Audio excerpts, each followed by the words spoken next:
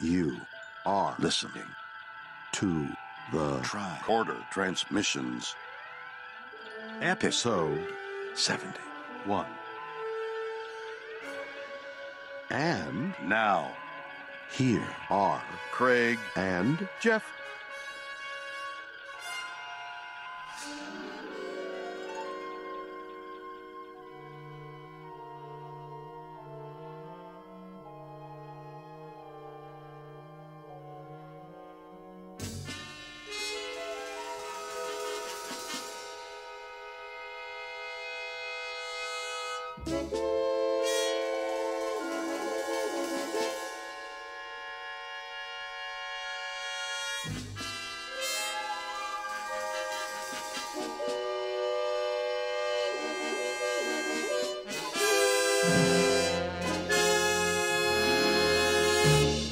Sunday, and that means it's time for our regularly scheduled commentary track for Star Trek the Original Series. This is episode 71. Today we're going to be talking through the Mark of Gideon, and we are your hosts, as always, Jeff Hewlett.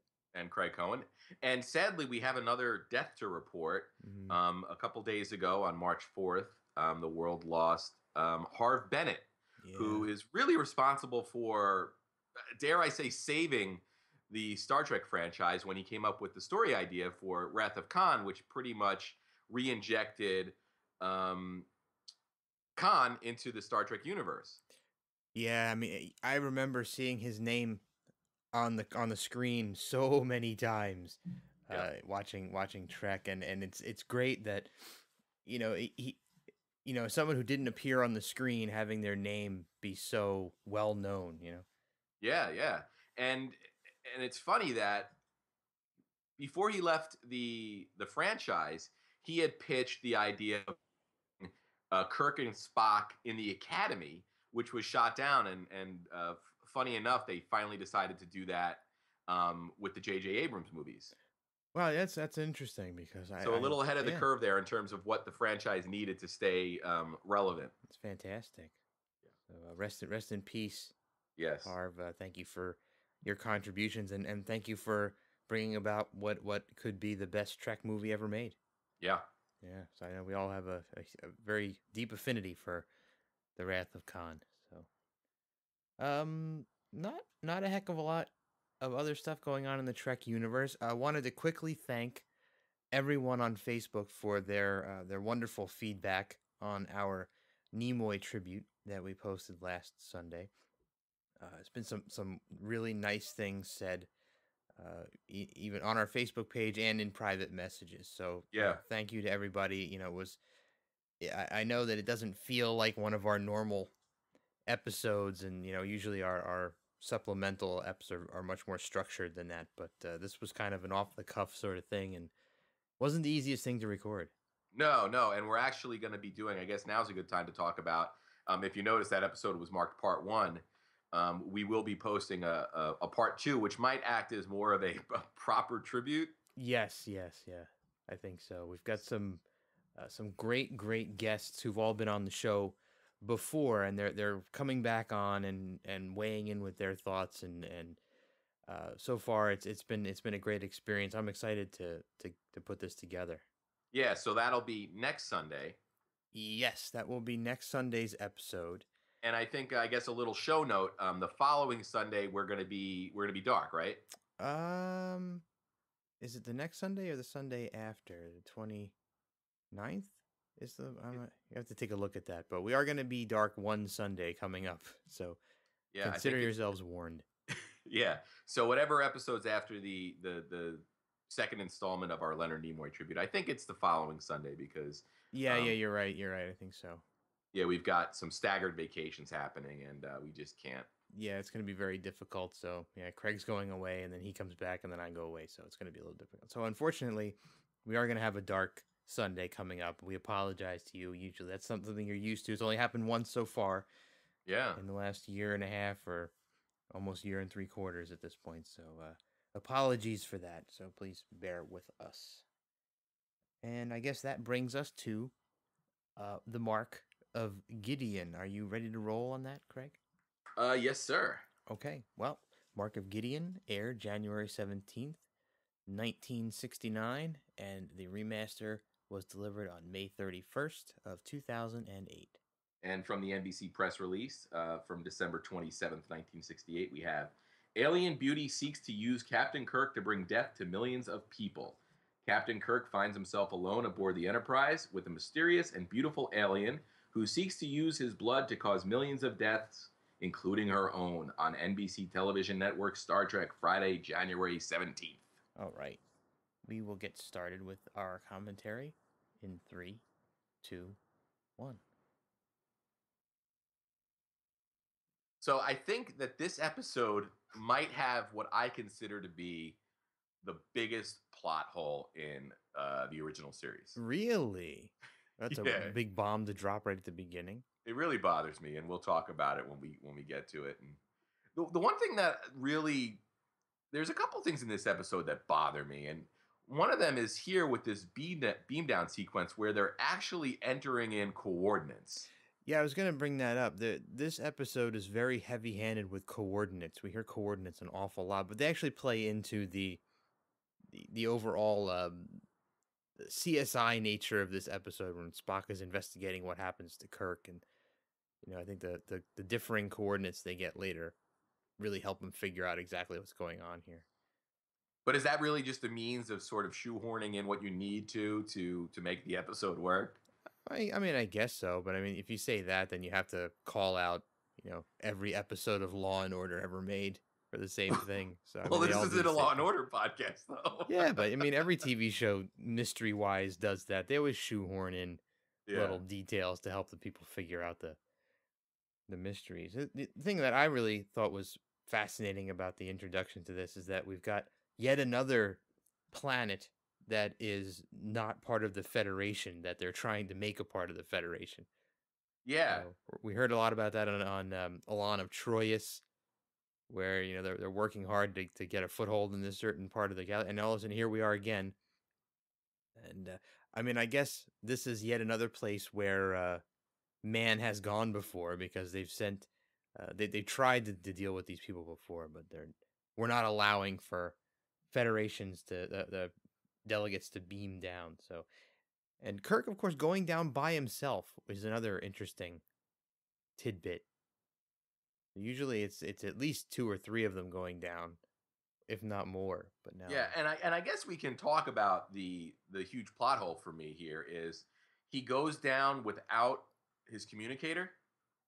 Oh wow, good call. No communicator, no phaser. That's interesting.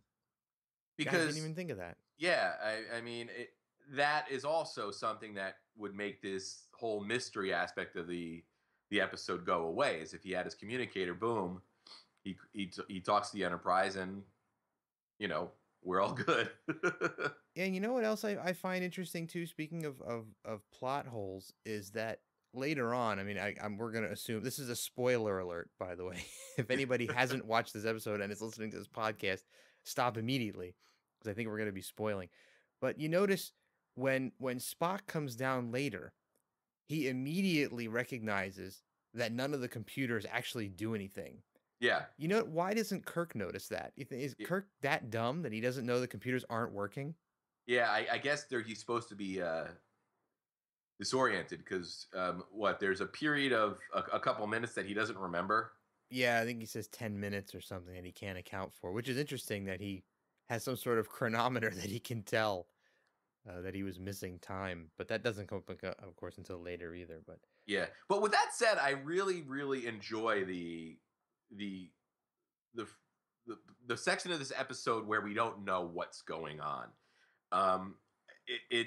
This would almost fall into one of those, if you're going to do your Halloween marathon, this is almost one of those episodes in the first half, because you have Kirk on this deserted Enterprise alone, and you don't know what the heck is going on. It's a very sort of creepy concept, and the execution there really, really works, but it's just after the reveal, like a lot of twists, when you start going backwards, you start to find the points in the story that don't make sense. Yeah, agreed. But there's other interesting, creepy things too, like the faces that show Oh up yeah, in the view screens, which actually wind up being windows, I think, right? yeah. So you're seeing all the people. And there's speaking of plot holes. How about this one? Here's another one. You're making me think of all of these things. So, Okay. we'll find out that this planet is so overpopulated that there's no room for anybody to move, right? But yet they find enough space to build a giant scale replica of the Enterprise. Where did they put all those people? Yeah. that And that how much money did it cost? Yeah, really. And who built it? If there's no Yeah. room, where do they manufacture all the parts? Hmm. And how do they know what the Enterprise looked like to begin with? They never explained that. Yeah. But They I mean, even it built a had to replica of be. 3D chess. Look at that. Yeah. I mean, it had to be. I can't even imagine what it costs to build a starship. Oh, who knows? Especially with all the to exact scale, and they had to manufacture all the pieces and blinking lights and parts and stuff. And And what if the captain had gone to his quarters and like opened up his bedside drawer to get whatever he keeps in his bedside drawer? yeah, or what if he had gone and tried to find a communicator? Yeah. Did they build those too, non-working? So this is another problem I have with the episode. Oh, well, all You right. have the folks from Gideon call up and report that Kirk never beamed down. What happens if they don't report back to the Enterprise that he never beamed down? Yeah, it really was radio silence. Yeah. I guess eventually Starfleet would have forced themselves down there to look for him. I don't know. We see some serious uh, non-committal. You know, uh, I guess later on in the episode, Starfleet doesn't seem to really even care. Yeah. Yeah. That's where you get some really great Spock moments. Yeah. This just seems to me like one of those, like, in the old Private Eye movies, Mm-hmm, the mm-hmm. person that hired the Private Eye ends up being the Bad guy, criminal. yeah. This almost has that feel where it's like, I was like, I don't know why they would call back up to the Enterprise to report that Kirk was never there, or it hadn't shown up yet, or why not wait a while? Why not at least wait until they got what they needed from Kirk? Yeah, well, maybe this is more like an episode of World's Dumbest Criminals, where they purposely call 911 to report somebody's missing, or when they had something to do with it. Yeah. And give up some crucial bit of detail in their effort to cover up their tracks. So, I mean, obviously they're attempting to cover their tracks here because they've kidnapped Kirk, and I think they want to throw the Enterprise off. So they're using not only misinformation, but they're also using their uh, the previous knowledge that the Federation has of their stubbornness Yeah. for not allowing anybody down on their planet. But this is also puts an interesting bit of tension between McCoy and Spock once Yeah. again. Yeah, well, it seems like it's almost the whole bridge, too. I mean, a lot of people sort of get close to being out of line here. Yeah. Well, again, Spock, of course, being in charge, they don't hesitate to say things to him that they necessarily say to Kirk, right? Yeah, yeah. I really like the interaction that Spock has with the folks down on Gideon. I think his sort of diplomacy and the language that he chooses, I don't know, those scenes really, really work for me. Yeah, they work for me too. I also like Spock's. We get a little insight into what Spock thinks of politics. Yeah. In this episode, because he's got a lot of derogatory things to say about diplomats and bureaucrats throughout the entire run of the episode.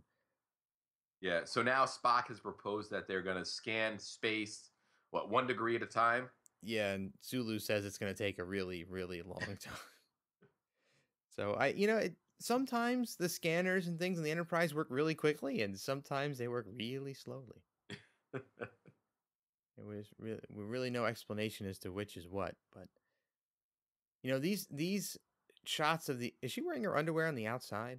I think so.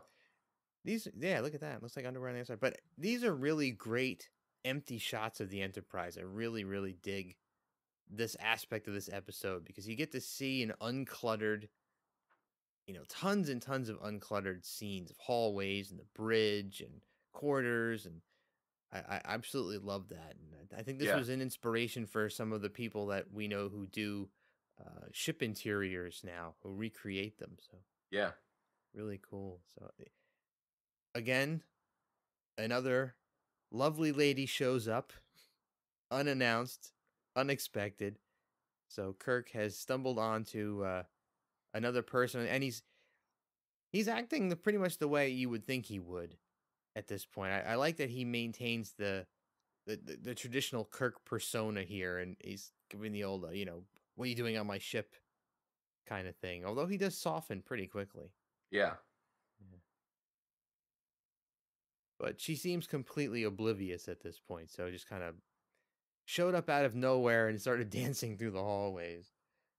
Yeah, and she does some really good acting here. Hmm. I don't mean the actress, and the actress does do it's a fine performance, but the character is doing some really great acting here. Yeah, she really sells it. She must have taken some overcrowded acting classes on Gideon.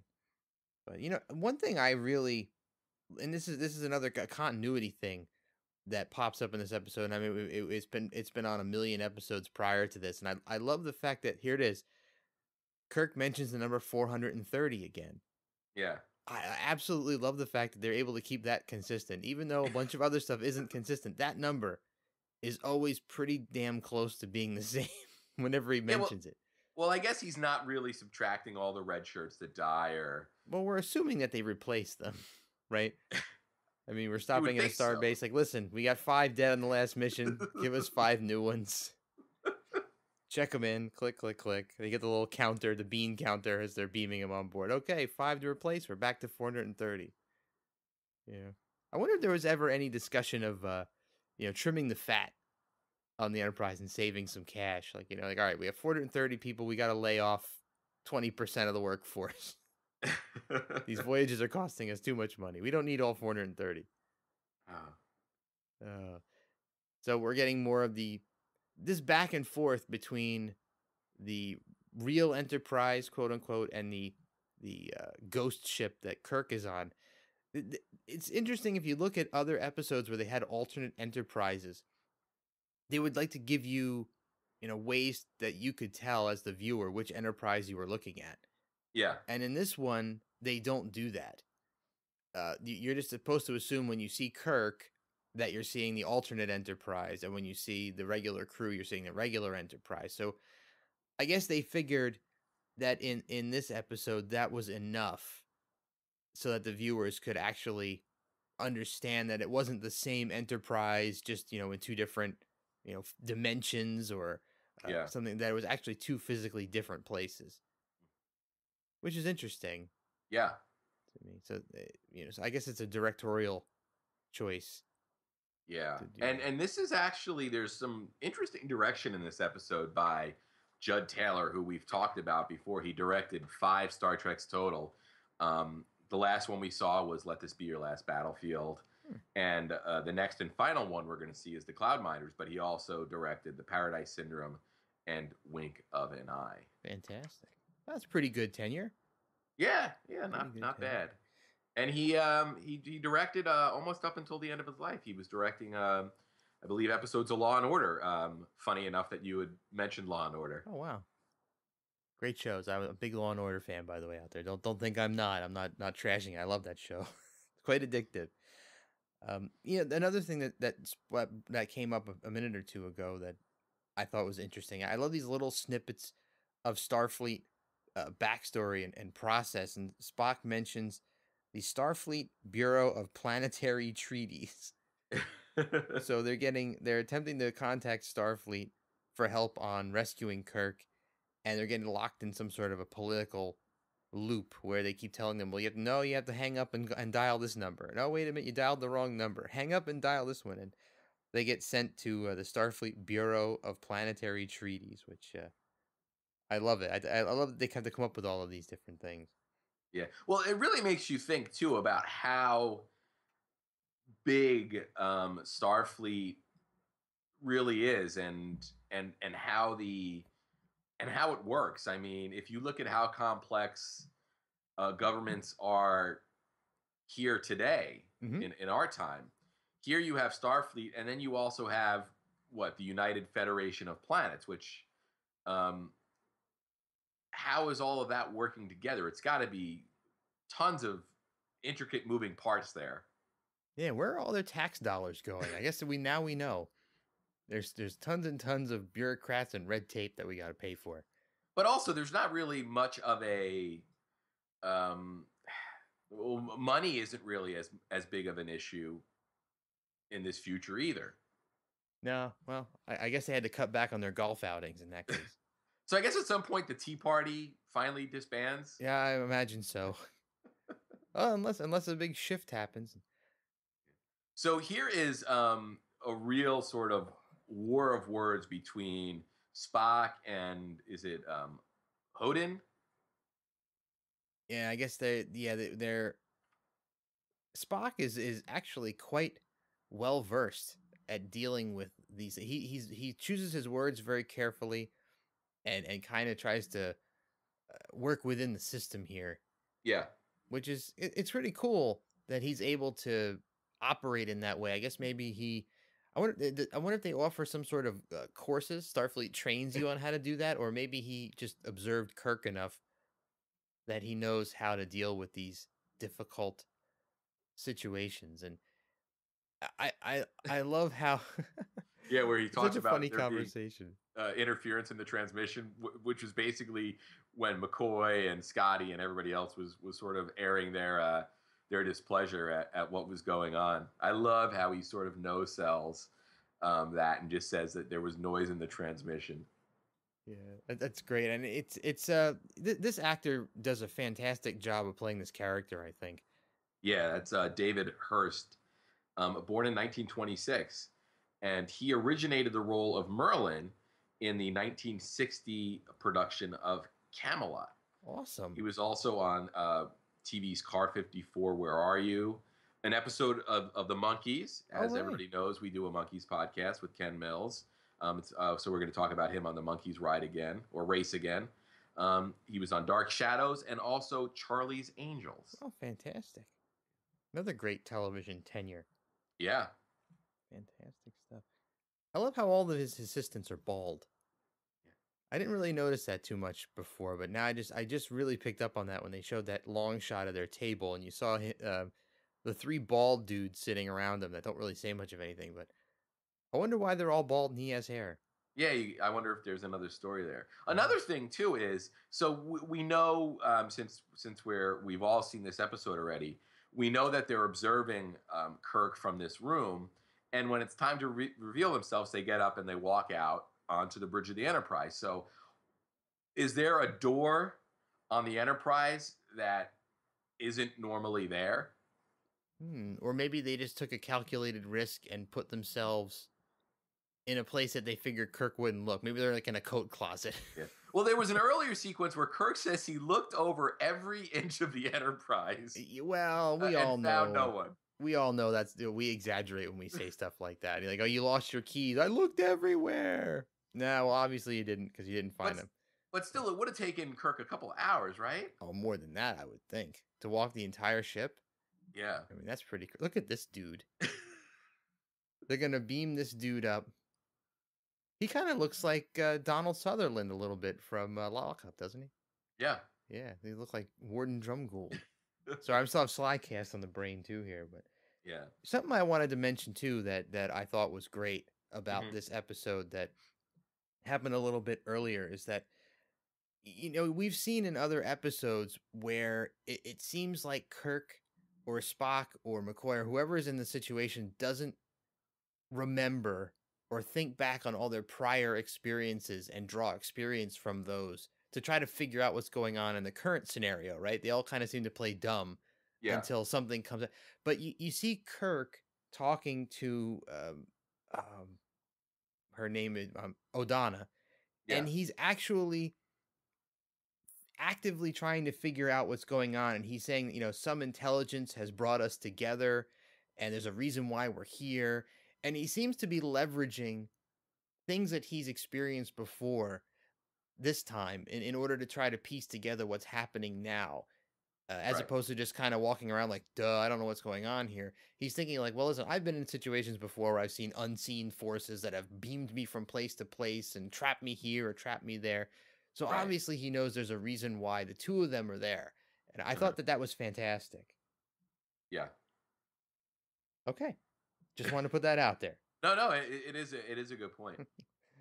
And anyway, getting back to where we were before, I love that Scotty takes offense to the insinuation that there may be something wrong with the transporter, which is Yeah, consistent for his personality. yeah, but it doesn't seem that unreasonable. I mean, over the course of the series so far, we've seen quite a few instances where there were problems with apparently, fully functional transporter. Yeah, but I love that Scotty he insists that he is on top of everything. He's like, I check these systems constantly. There's nothing wrong with it, and he gets really offended when someone suggests that he's not doing his job properly. Yeah. So, and this time it was an off the ship person claiming that the instruments were faulty, and that he takes extreme exception Yeah. to it. I mean, if Kirk says something like, "Hey, Scotty, check the transporter," Scotty would be like, "Oh no, it's fine, it's fine. But I'll check it anyway."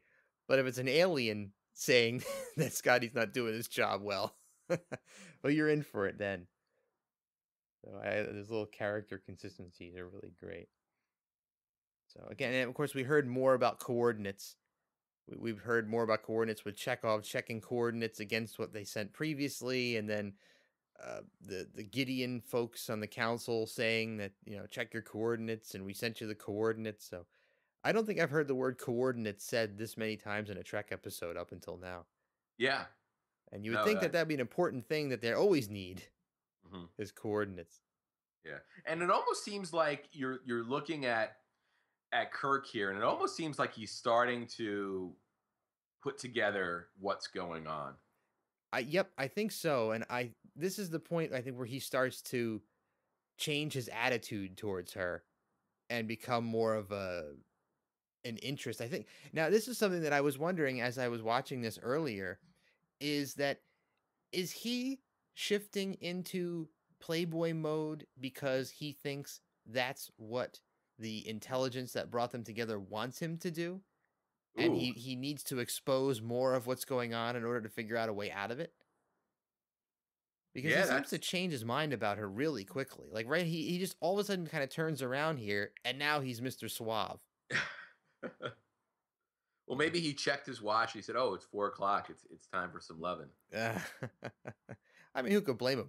I mean, he's all alone on the ship. He's got a pretty attractive woman there who appears interested, and he's like, well, I got nothing else to do. But I'd like to think there was more of a motivation behind it than just that. I'd like to think that he's attempting to advance whatever scenario he's been put Yeah.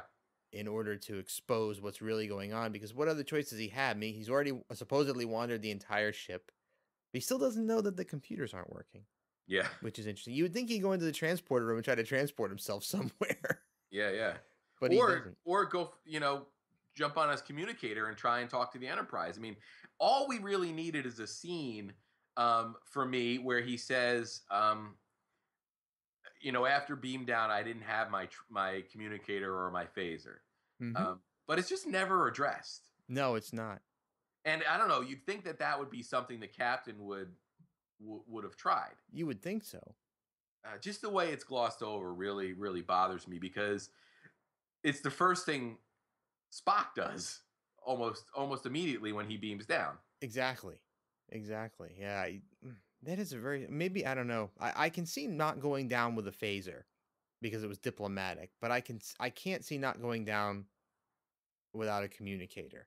You think that would almost be, Starfleet protocol? Of course. I mean, how is he supposed to be in contact with the ship? Tell him when to beam him back up. He's just assuming that when he gets down there, they'll let him use the phone. Yeah. Like, excuse me, guys.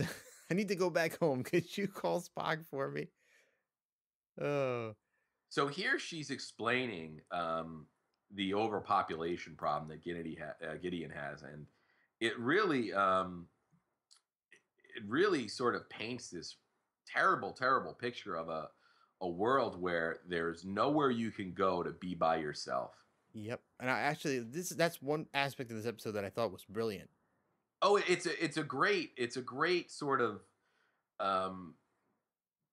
idea that they're tackling here. And the idea of overpopulation is something that's been talked about since the 60s, I guess, as this world gets, as the population gets bigger and bigger, and there's no new real, I mean, the planet is, isn't going to get any bigger. Yeah, and we're still dealing with this today, although Yeah. it's really kind of still unspoken. Hmm. No one's out there, parading around with big signs about it, but it is definitely a concern as the, food supplies are getting constrained and resources are getting more constrained. And I think it's going to become more and more. Well, anyway, let's not get too off topic Yeah. here. No. Okay. But and here we have some of the. There's the faces.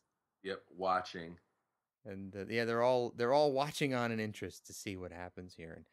And another little bit of information that was dropped by Kirk during the prior scene is that the Enterprise has pretty much infinite power regeneration and food for all 430 crewmen for 5 years Yeah. on board the ship, that's a lot of food, man. But don't they also, they're using replicators? Yeah, but they still have to have something to use in the replicator to turn into something else. No, but let's say, okay, so you got what? A replicator, is it a pellet of some kind? Well, who knows? Like, I mean, if me and you go down to the commissary for breakfast, and I decide I want a piece of toast, and you decide that you want 3 scrambled eggs, a stack of pancakes, and some bacon. That's a different amount of food for the two of us. Is that all based on am I wasting a replicator pellet by having just a piece of toast? I doubt it would be that inefficient, but I was always assuming there was some sort of a large vat somewhere on the ship of whatever material they use to change into whatever food you want. It's not, separate pellets, but like grains or something. I don't know, something that they can change from one form into another. So it was all based on the same thing, but the computer changes it into whatever you want and makes it taste the way that you want it to taste. I was always assuming because you have to have an equal amount of mass to change into whatever it is. So, I would obviously require more of that material to make my humongous breakfast than exactly. You would. So how can you say you have enough for 430 crew people for 5 years unless they're fixing what? And here we go, and we got a really weird Kirk reaction there. Yeah, I loved how it's weird how they disappear though. Yeah, unless there was some kind of two-way mirror effect that was they had to turn off. You're like, oh, oops. Yep. I didn't think he was going to open that. So before that, they were actually looking at the outside of whatever that gray sliding panel was, hoping that they would open the window. Like, God, can they just open this already? Please. So not to exhaust this discussion, but the only thing you can assume is maybe they had fixed rations in terms of what you were allowed for each meal. Well, I assume that they would average it out. So it would say, the average person eats X amount per day. So if there's only 2 of them, that should last way longer. Oh, yeah. I mean, they're not going to have, they're never going to go hungry. Yeah, and I guess the stuff never goes bad. Yeah. Interesting. But I mean, like, if you look at the Trouble with Tribbles episode where Kirk got the chicken sandwich and cup of coffee. Yeah, with the tribble in it. Yeah. I mean, I don't know. It just seems like that stat raises a question that, I don't know, maybe there is an answer for it. Maybe, in one of the Enterprise technical manuals that they've published, it's talked about. Yeah, someone out there has figured this out, but I guess we should talk a little bit about the actress here, O'Donna, played by Sharon Ecker, born 1935, and around this time she was on The Wild Wild West, Gunsmoke, Mission Impossible, a little later on The Love Boat, Knight Rider.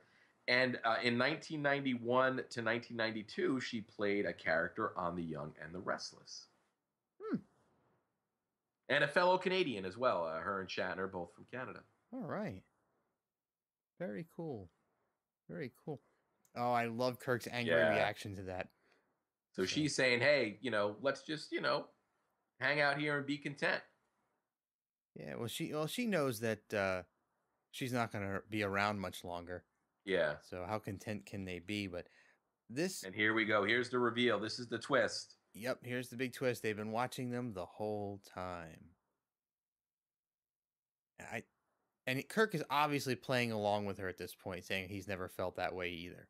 Yeah. He's obviously playing along with her because he knows something different's going on. But this really is an interesting concept to me, that their planet has pretty much eradicated all illness, which has let people live extremely long lives, and it thus has become extremely overpopulated.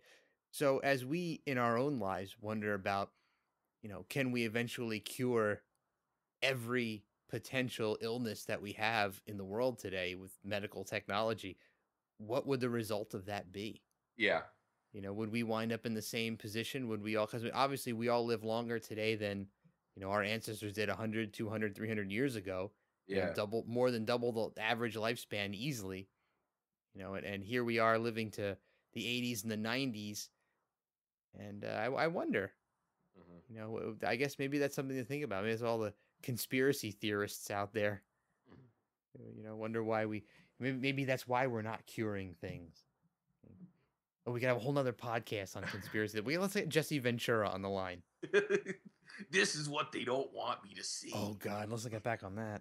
That was a big Vegas thing for us a few years ago. We always have one thing that happens during Vegas that we just keep harping on, and that was one year we were watching conspiracy theory. But anyway, the one thing about this whole overpopulation thing is, don't you think that would be incentive for Gideon to join the United Federation of Planets? You would think that they would say, "Hey, then they could start. They have resources." They could start shipping people off, or have people join Starfleet. Heck, yeah. I say take them all. Take a few thousand of them, beam them on the Klingon ships all over the place, like they did with the Tribbles. Yeah. Oh, here's a really cool thing. Now we're seeing a Starfleet admiral. Yeah, I think this is the highest ranking person we've seen so far. We've seen Commodores all over the place. Yeah, I don't know how many admirals we've seen. This might be the highest ranking unnamed dude we know. Yeah, and he's really sort of not showing any kind of objectiveness, really. Yeah, so much for the best Starfleet captain being missing. You're like, whatever. Can't break protocol here. Yeah, this guy's got a book, and he's reading from it to the letter. Totally. I like how he's got a little sun logo on his shirt, I guess denoting that he's a higher ranking officer. He doesn't wear the traditional emblem. Yeah. He's got some goofy looking sun. So here we have Spock's pretty much figured it out. Mm-hmm. He is completely convinced that Kirk is being held somewhere near the chamber of the council on Gideon. Good old Spock. I'll tell you, another time where we would be lost without Mr. Spock's intellect, right? But I love the fact that Odana winds up being the daughter of the leader of the people of Gideon. That was a really cool twist in my mind, and it's cool that she is, so dedicated to her people that she's willing to sacrifice herself. Yeah. By contracting this disease apparently that Kirk had prior, and was cured of, and there has antibodies, but still carries it within him. Yeah. So she's experiencing pain for the first time, I guess. Yeah, and he's asking, what pain is like. Yeah, and I think her description of it's pretty good. I wonder what would it be like to never have felt any pain? Obviously Hoden hasn't felt any pain himself, right? Mm-hmm. So he's wondering, and she's giving him a pretty good description. And she's almost rivals Shatner's ability to show pain, right? She's kind of grimacing and yeah. And it's amazing they don't have their own medical facilities, right? That they leave her on. They're still within the. Oh, she's in Kirk's quarters, by the way. Yeah. Look at that plaque on the wall. Okay, so here's the name. It's some form of meningitis. Vegan core meningitis, and in the subtitles, I didn't watch this with subtitles until now. the word vegan is its own word. Yeah. It's separated. It's not one long word. So vegan space and then core meningitis is one word. So yeah, I wonder if that's how it is in the script. yeah, I wonder too. And it's interesting. Well, yeah, I wonder if what the intention was. I'm gonna look it up and see if I wonder if it's a real thing or it's something they made up for Star Trek. And if it's something they made up, why did they choose the word vegan? Yeah. I wonder if it had the same meaning as it does today back then. But of course, Kirk resorting to fisticuffs. Yeah. And at this point, you've really brought up a great point. That's another aspect of this episode that really bothers me. Why isn't that fake Enterprise now flooded with people? Yeah, you would think they'd want to spread The out a jig's little up. bit. Yeah. Oh, open the doors.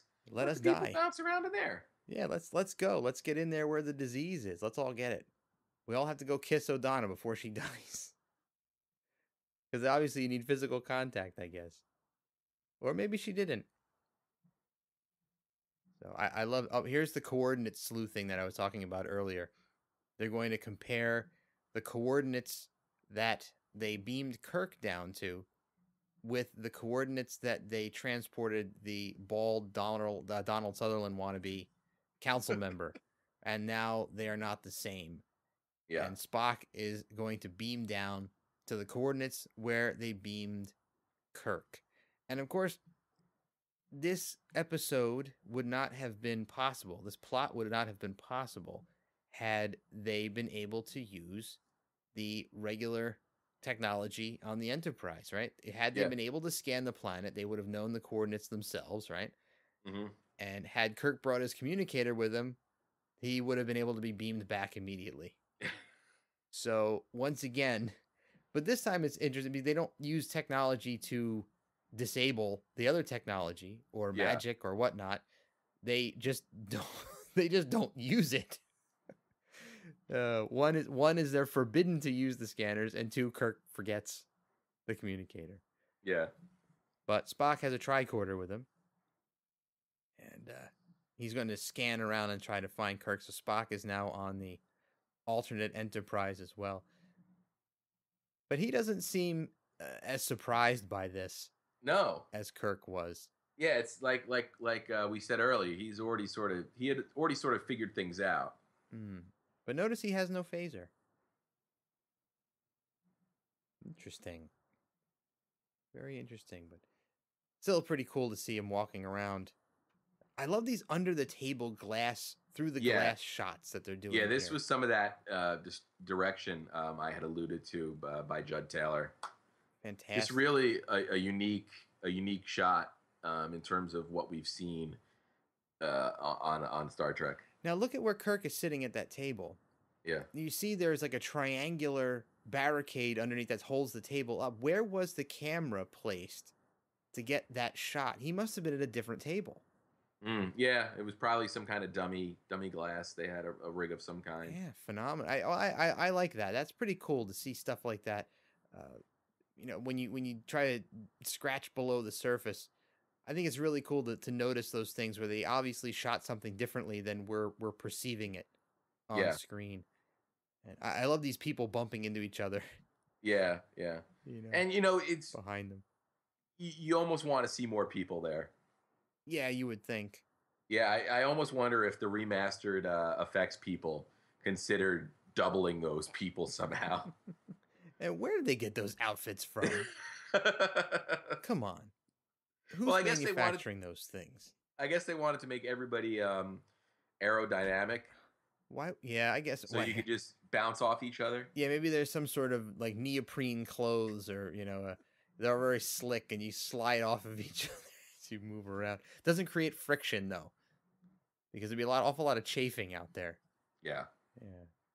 So we're hearing a lot of the background information on the planet of Gideon here. So we've got a couple of things that sound really good, and then some things that are very that led to getting them into the situation. So that they have no disease, which sounds great, right? No viruses, no nothing. That sounds awesome, and which makes the people live a really, really long time, which also sounds awesome. Yeah.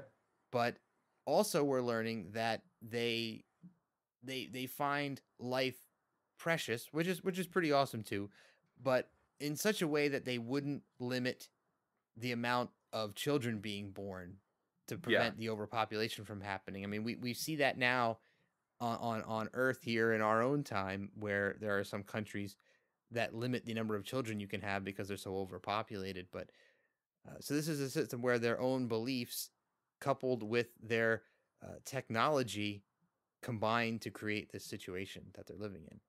Yeah. So very precarious position. But once, like you said, you would think that they would say, listen, all right, well, here's an opportunity. Starfleet can come with their big ships, take a bunch of people and transplant them on other planets, and our people can live on, right? Instead, they're trying to kill their people. Yeah, it just seems like they didn't look at the upside of becoming a member of the Federation. Yeah, exactly. And I find it very interesting that they're willing to kill adults, but not tell adults that they can't reproduce. Yeah. I find I don't know, it's very strange to me that that would be the conclusion that they would draw. But it's yeah, no, you really poked a hole in it for me when you mentioned that they could have just leveraged Starfleet to help. Instead of this, another one of those episodes where if they just came out at the beginning and said what the problem was, they could have figured it out instead of this elaborate ruse. Yeah. And I think it's all in the real point was to tell this story about overpopulation, but the execution, in my opinion, is just off. And it's not to say that it's a poorly written episode, because at least a lot of the scenes really work. It's just when you put them all together is where I start to have a disconnect. And this episode was written by George F. Slavin, who died in 2001 at the age of 85. And he was born in Newark, right here in New Jersey. Yep.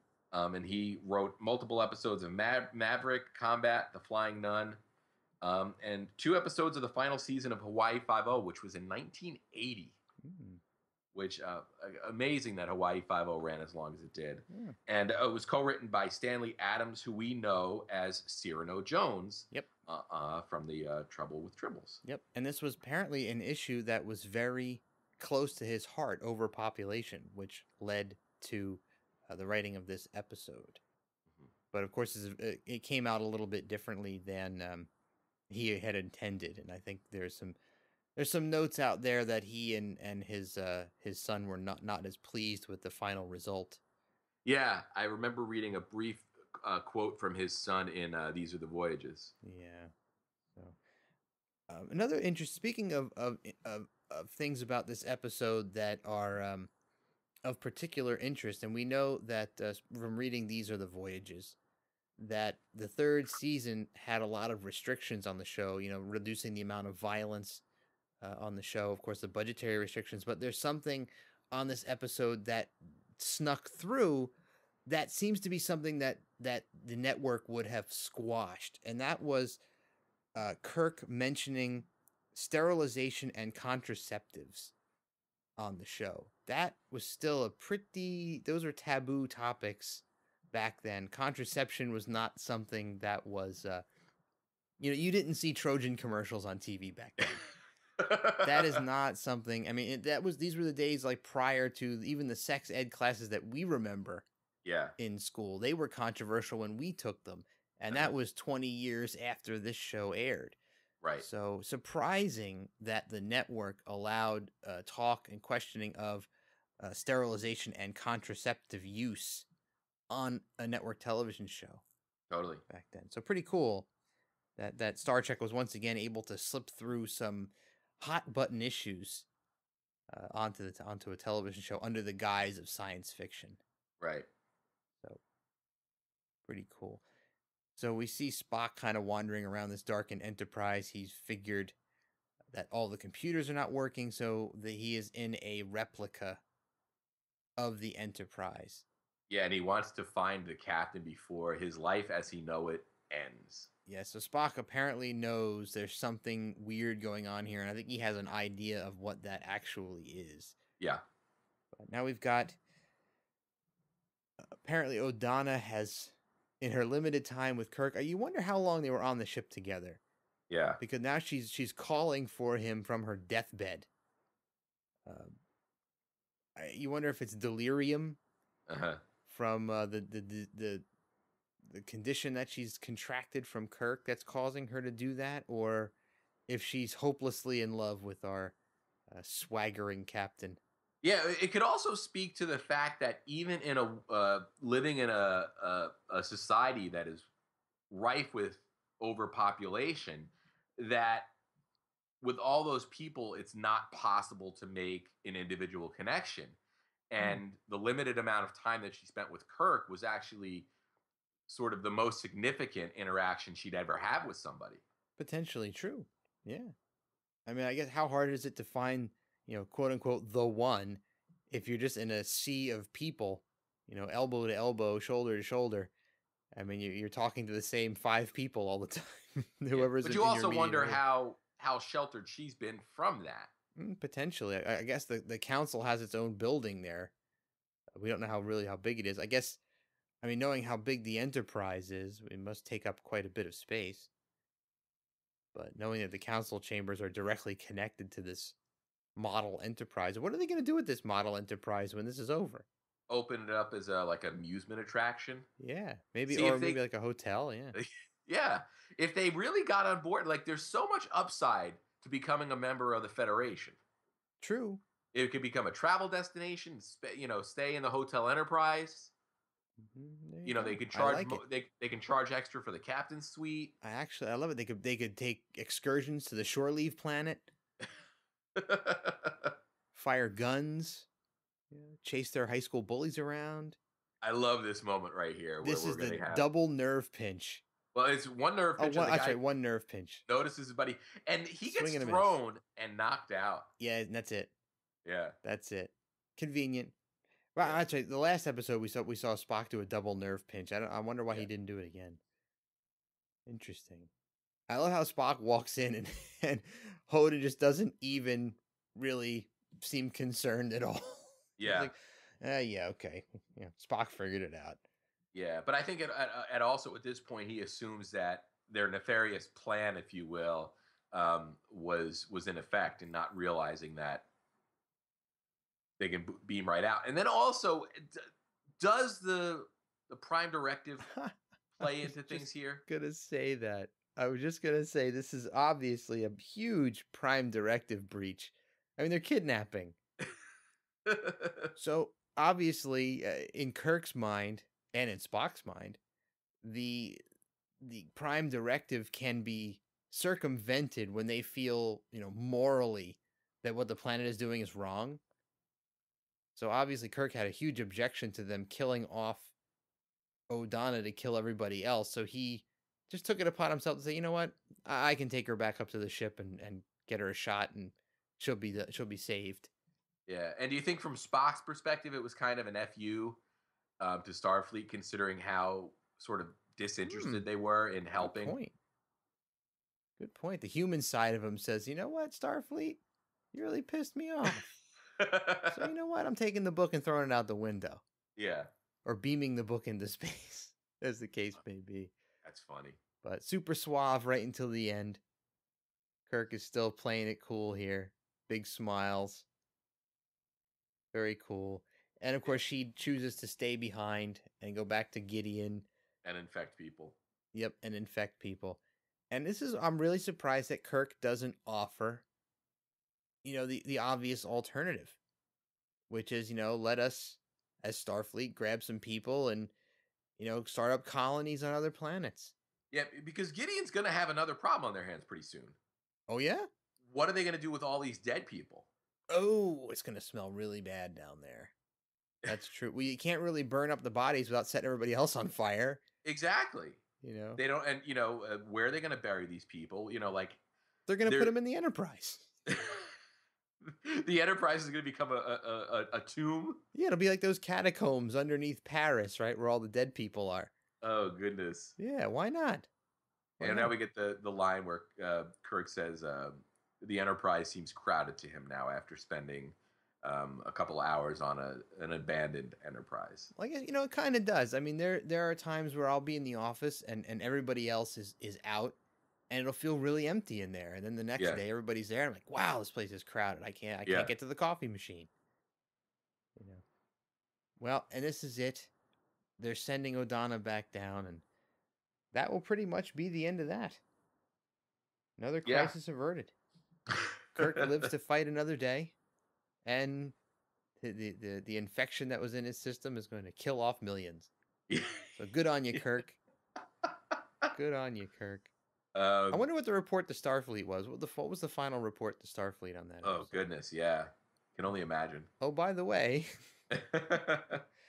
But very interesting episode, I think, from a political and social perspective. Oh, yeah. Oh, Admiral Fitzgerald. I just saw it on the credits there that there was a named admiral. So Admiral Fitzgerald was the admiral that we saw. So, all right. So essential voting time, Mr. Cohen? Yeah, I'm going to come right out and say I don't see anything in this episode that we don't see display anywhere else that makes this an essential episode. So I am voting a non-essential. Yep, I will go ahead and agree with you. There were some interesting tidbits pointed out in the episode, but things that we've heard in other places. It was not the first time we saw that the Enterprise had a window, as it were. We did see that in a prior episode. I think it was Conscience of the King. We saw it had an outside observation area, so that wasn't the first time we saw that. And interesting from a political, social aspect. As I was saying before, I think that it's a really cool thing for people to understand when this show was originally on the air, and that some of these opinions and things that were expressed or called into question on this particular episode were, hot button topics. And I think it's really cool to look back, and it's almost like a time capsule. Yeah. And see that, how writing and television and movies were used to try to broach sensitive topics. And I think it's really cool. So almost an honorable mention from that standpoint. Yeah. Kind of like Plato's Stepchildren has the honorable mention for the interracial kiss thing. So non-essential for me as well. Yeah. All right. So we will be back next Sunday. Stay tuned for that. And thanks for listening as always. Catch up with us on Facebook.com/Tricorder Transmissions or Twitter. TTT_pod, and at our own website, tricordertransmissions.com.